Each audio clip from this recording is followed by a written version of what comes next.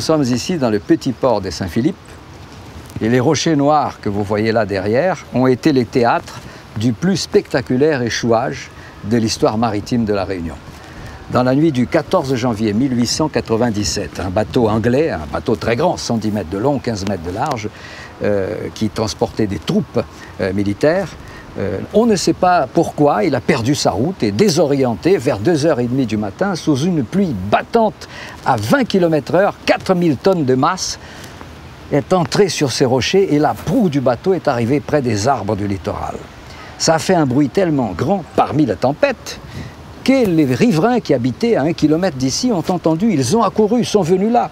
Il y avait 1262 personnes à bord. 2 matelots indiens seulement sont morts parce qu'ils pris de panique, ils ont sauté dans la mer et les courants les ont emportés.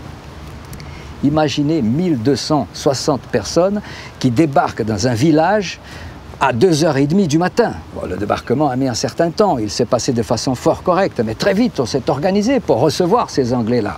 Il n'y avait que des militaires, mais il y avait une vingtaine de femmes, les épouses des officiers, certains bébés également.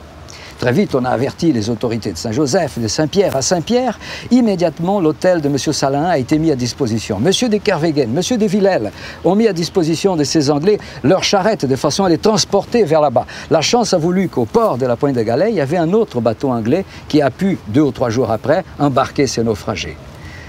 En tout cas, l'échouage du Warren Hastings a marqué l'histoire de Saint-Philippe. Pendant longtemps, cette carcasse de bateau est restée là. On ne pouvait pas, il était perdu à jamais. On l'a désarmé et tout ce qui était à l'intérieur a été vendu aux enchères à la demande de la reine Élisabeth à Saint-Pierre, donc par un commissaire-priseur qui était M. Jules Hermann. Et un remerciement à la population de la ville, la reine Élisabeth avait offert une horloge qu'ils ont mis dans l'église de Saint-Philippe, horloge qui est restée là, a marqué le temps pendant plus d'1 siècle.